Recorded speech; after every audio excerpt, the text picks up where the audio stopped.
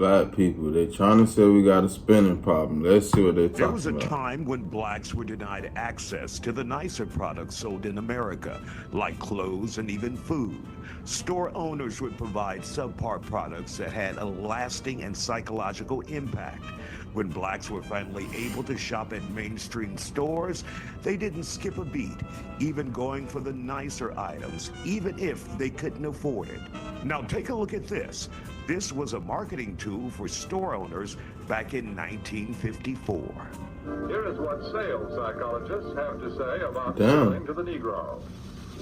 The secret of selling to the Negro is expressed in one word. That word is recognition. Now, there's nothing unusual about that. People want to be recognized. They need recognition. That's basic in all of us. But perhaps because he's had so little of it, the Negro needs even more. He needs to feel important and appreciated. Yo, that's It is type a very crazy. real and important one. It shows up even in many of the Negro's shopping habits. Anyone who sells or wants to sell to the Negro customer should know about some of these habits. 3 habits in particular play a big part in every sales transaction. To begin with, most Negroes buy by brand. They ask for products by name. They're quick to turn down off-brands. Do you wonder why? Well, listen to what this customer is thinking. That last hat I bought just didn't hold up at all. You see, for a long time, the Negro has been sold a lot of shoddy, second-class merchandise. So now he asks for name brands in order to make sure he gets his money's worth. Kind of jarring, isn't it? Welcome to The Factor Uncensored. Many experts say the lingering effects of being treated like a second-class citizen in America for decades is still having a long-lasting impact on blacks today. How does that look? Spending more than you're saving, focusing on name brands to have that feeling of importance while impressing others instead of buying land, while building generational wealth. Some say the marketing tools used on blacks in 1954 is still working today. Do you agree? Bruh, hold on. This a little late, but come on now.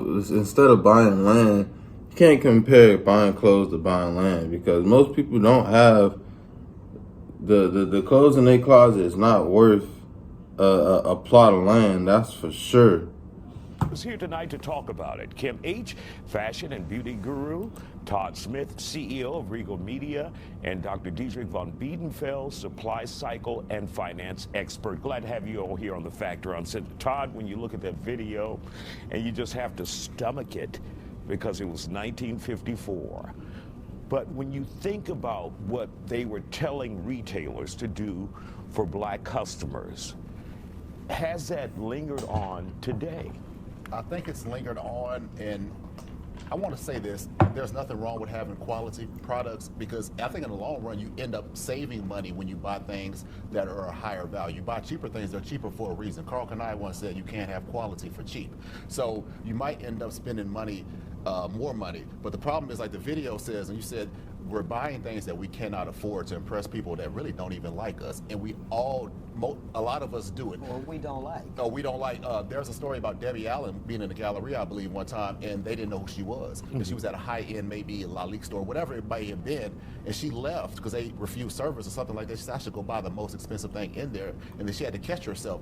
They don't want me in here. Why would I give them commission? So we have been beaten down, and it's a shame that other races look at us, they're taking advantage of us because really they don't want us, but if you're going to spend your money, let's go get that black money. So if a brand doesn't want me, I'm not going to fight to give them my money. I'm going to shop. This is Dapper Dan, even though it's with the Gap, a black designer, the famous hip hop designer from Harlem. I'll support who supports me, and I'm not quick to give my money to people who don't like me. And one of the things they said in that video, and that video was pretty long, that was part 2, there's part 1, and one of the things that they indicated was don't question the black buyer because you will turn them away and they will go and spend their money elsewhere. And this was white psychological experts or psychologists to white retailers saying, don't turn them away, don't question them, take their money and run with it. Right. Your thoughts on this, Kim? So my thoughts on that is they're still doing that today. Billions of dollars are being put into advertising, and one of the things that I've noticed that over a period of time, I had an aunt that was a seamstress. She was a furrier for Neiman Marcus in the 60s and the 70s, and so, well, 70s and 80s for the most part. And she would look at a garment and turn it inside out, look at it and say, that's not your money's worth. But now, it's been dumbed down. People, because of fast fashion, the turnover is so high, this looks like that, or the fake market. People don't even recognize quality. So I think sometimes we think that the same thing that they sell at the factory outlets are the same things that the designers are selling in their high-end couture spaces, and you don't know that, and people don't know the difference because the market has been flooded. I think those things are still in play because you're wearing a label and not actually quality. And Do I want to we really know, though, from you guys, Dr. Von Biedenfeld, I want to hear from you.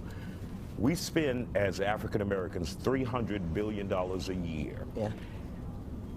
Damn. Are we still following this 1954 video or the effects of that 1954 video to our detriment as a community? Absolutely, and I think both prior panelists have touched on this, and I agree with Todd. My mother, Patsy Ann, black woman in the 40s, pointed out to me, why are you keeping up with the Joneses when you'll never be a Rockefeller or Carnegie? And many times she, as an upper middle class, master degree black woman, was told where a bargain basement was when she would go into a store, which immediately would take her dollars elsewhere. So I think we recognize this, but we still have a lot of these traditions. We know these terms like Kleenex and Xerox.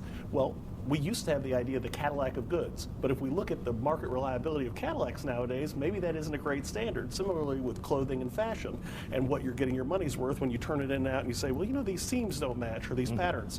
So we are following this to our detriment because our credit scores aren't as good, and we've seen Latino spending power almost reach parity. That 1.5 trillion for the black community that's been here 400 years is very similar to the Latino community that, while many of these states were taken from their lands, are very similar. So I think we can see parallels in this, but the reality is we as a culture recognize the need to fit in, and where we get questioned less, so that business casual as a cheat code to stability and legitimacy. All right, we're going to come back and talk to you guys in just a moment.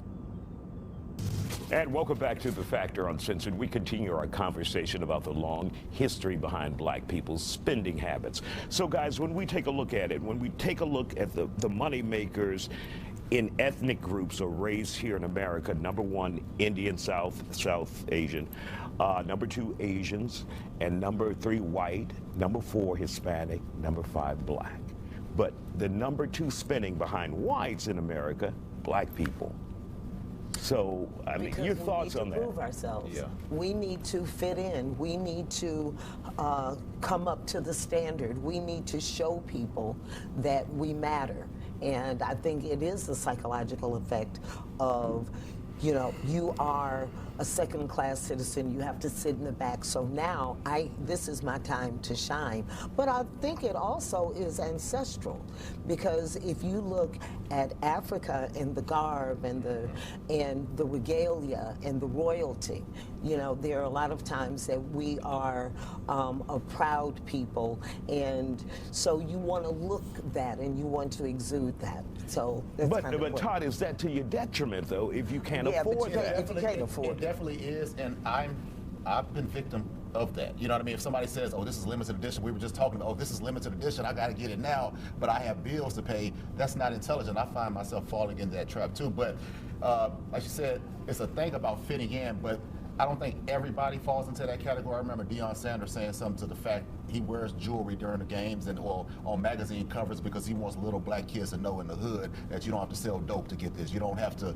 be a rapper to get this. You can do what I do and have that. So a lot of people use that as motivation for the young kids to see, look, I did it the corporate route, and I have the same type of stuff that you see these drug dealers have, so you can do the same. Okay, last 30 seconds. How can we break this cycle, if there's a cycle that needs to be broken? One of it is accepting that there are quality goods that don't necessarily have to be name brand. Shopping locally, shopping in community brands, finding those couture dealers who are in the black and brown communities so the money circulates within that local community. All right, and that's Kim. You'll see Kim Yes, for some good and price. that's this. Thank you guys Yes. for joining us. Type shit, man. Let me know what y'all think.